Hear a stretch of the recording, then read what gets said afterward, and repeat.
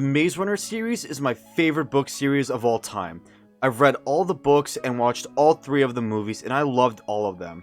6 years after the last book, James Dashner, who wrote the series, decided to kick off another sequel trilogy to the Maze Runner series, called The Maze Cutter. And just recently, he has released the second book to the sequel trilogy, called The Godhead Complex. In this video, I'm gonna review the book and give my honest thoughts and opinions on it. There are going to be spoilers for the new sequels and the original series, so if you have not read or watched The Maze Runner at all, then there's your warning. Anyways, let's start this review. The Maze Cutter series takes place roughly 73 years after the events of the Death Cure, and now every character from the original series, including Thomas, who was the main protagonist, has died except for one of his friends, Frypan. And now we focus on our new main characters, one specifically Isaac, who I think is the main protagonist. And I say think because it is sort of hard to tell who is the main character. This new series is kind of weird because now we don't focus on just one character's perspective. We focus on many characters' perspectives, and at times it gets kind of confusing who really is the main protagonist, but the first book started off with Isaac and his perspective first, so I'm just gonna go with him. The story starts off in the Safe Haven, the island that Thomas and the rest of the Immunes took refuge in order to build a civilization away from the infected world that is incurable. 73 years later, the civilization still thrives. We get introduced to our main characters Isaac, Sedina, Trish, Jackie, and Sedina's mother. One day, a rusty old boat shows up with a woman that brings about news of the mainland, and the group of our main characters is forced to go to that mainland where they find cranks, which are the infected with the flare virus that infected the whole world, and we learn that this virus has evolved to become more violent and intelligent. Main characters learn that they are being hunted down by someone called the Godhead. They also learn of other organizations like the Remnant Nation that are filled with scientists with a secret agenda. One of our other main characters, Mino, escapes from the nation and crosses paths with our main characters. We learn that there are different factions at play here, like the Remnant Nation wanting to destroy the Godhead, while the Godhead is hunting down remnants of the maze in order to gain something from them.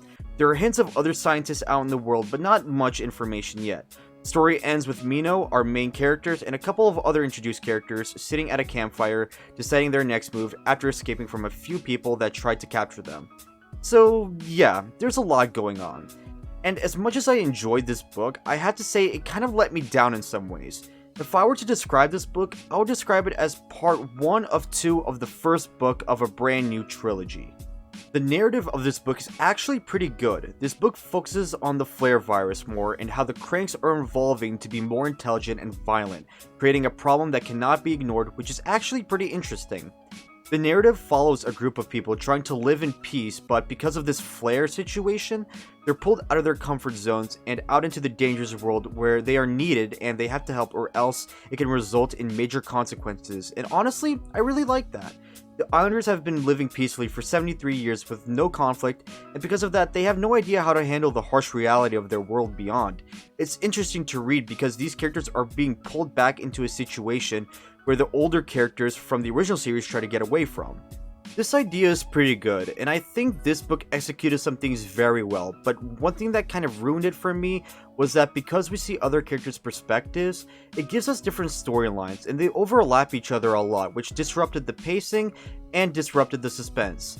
I actually experienced this within the first few chapters of the book when the ship was pulling up to the island.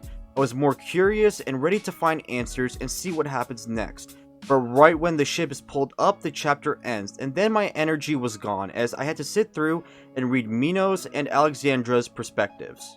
And this is where I want to quickly point out that I had a rough time reading Alexandra's perspective. She's a new character in this series. She wasn't with the main cast, but we still read her perspective.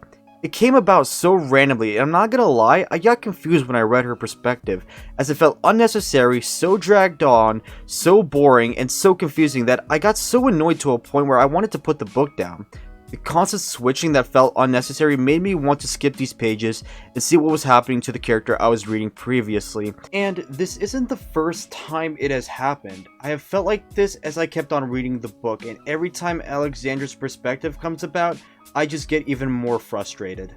With this book, there were quite a few times where a moment was building up and I was itching to see what happens next, and it switches to another character's perspective, and I just groaned, frustrated, and it just drains my energy out.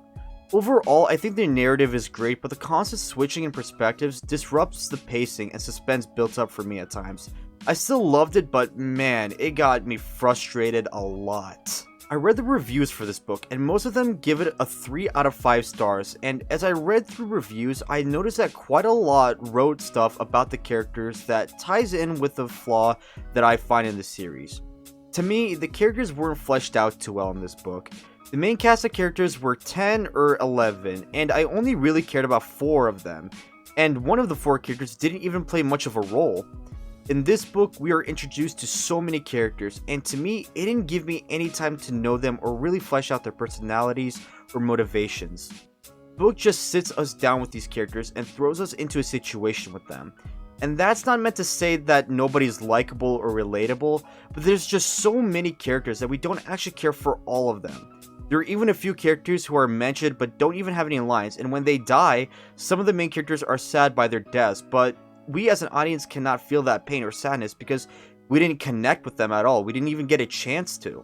As I said, I only cared about 4 of the 10 or 11 main cast of characters. They are somewhat relatable. These characters are Isaac, Mino, Frypan, and Roxy. Isaac is a character I enjoy reading because of how afraid and unsure he really is. I think I really like him because he would act the same way I would if I were in his situation. But his reactions and thoughts to stuff are very realistic, and it's easy to understand and feel him. What I really love about him is the fact that he is not supposed to be with the main characters. He has no sort of relevance in being there. He was never supposed to be part of this story in the first place, yet seeing all this in his perspective in a descriptive manner makes his character fun to read. That being said, he practically doesn't develop at all in this story until the second book, and we don't even see him overcome his fears or making some kind of major progressions. He's just kind of the same throughout this whole book. For me, the most interesting character is Mino, who is an awesome character in The Maze Cutter. Not the Mino from the original series, but this Mino who is an orphan and carries on the name. Mino is an orphan, and being raised in an isolated area, aka the Remnant Nation, Mino doesn't understand human emotions, so seeing him interact with characters that show emotions and show emotions towards him, and seeing his conflict of emotions, thoughts, and feelings inside Mino is entertaining to read. And one of those characters is Roxy, as she serves as kind of a loving and caring mother to Mino, something he never had, and that's why I love her character, is because she plays an important role in a main character's life, and also because she has the most personality out of every other character in this series. Frypan is the only character from the original series who is alive, and again, because of that, he's just a lovable character, and reading him as an old man and being a supportive character makes him lovable and overall charming. The crazy part is, Roxy and Mino weren't even a part of the main cast until later on in this book, so realistically, at the start, I mainly cared about the 2 characters, and the other 2 didn't even start out with the main cast. I want characters to actually care about, but when a book has other characters that we're supposed to pay attention to and actually care about, but it doesn't give them progression or some kind of depth, that's where it fails, and unfortunately, Maze Cutter falls under that category.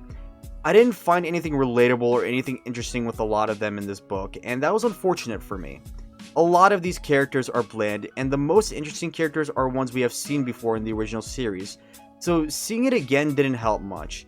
But again, exploring depth and progressing can make bland characters enjoyable to read. While this book has likable characters, there's not enough to make us care about all of them. Again, there are characters in this book that we can relate to, and the issue is that there are so many of them, and because there's very little exploration of depth and their development for all of them, that it's hard for me to care about all of them. So when they have their little moments, it's hard to connect or even feel for them. I feel like that this book was trying to capture the same feeling with the first Maze Runner book in terms of mystery and wonder. Both books grab the audience, show us the characters, and throw us and them into a situation that we and they are unfamiliar with, and a bunch of mysteries and questions unravel later on. The difference is, the Maze Runner gave their characters more depth and progression, and the concept of the situation was completely fresh, and there was more mystery being held there, and it worked. It didn't try to introduce things all at once, and it kept a certain goal in mind, and we obviously had a clear protagonist. While in the Maze Cutter, we switched between the characters Many storylines overlap, and the main goal, which I didn't even understand even with the ending of the book, gets scattered. But I don't hate this book because of its sequel. As I was reading the Godhead Complex, I wondered why this wasn't part of the first book. While it did switch up perspectives, I didn't get as frustrated as I was with the Maze Cutter book. It even introduced 2 or 3 other characters, and they were actually interesting to read. It explored the characters more, gave them depth and progression, and to my surprise, Alexandra, a character I didn't care for, is now one of my favorite characters as her storyline is interesting and intriguing, and I genuinely want to read more of her perspectives. The situation is now more clear, and there's now a goal set in mind. This is why I called The Maze Cutter a part 1 of 2 of the first book of a series, because if these 2 books were combined, it would have made a great and interesting introduction to a new series. Not perfect, obviously, it still would have had its flaws, but it would have been better than having the Maze Cutter book being the first and only introduction to a new series.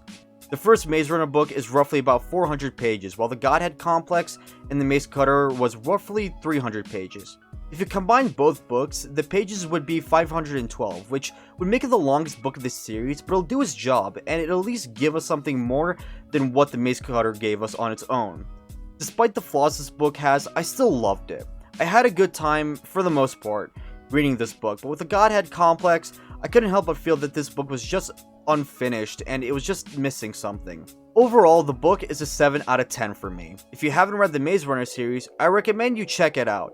I think you'll have a fun time reading those books. But anyways, let me know what you guys think below of my review, and if you have read this book or anything else Maze Runner related, let me know what you think and feel. Anyways, thank you so much for watching, and I'll see you all in the next one.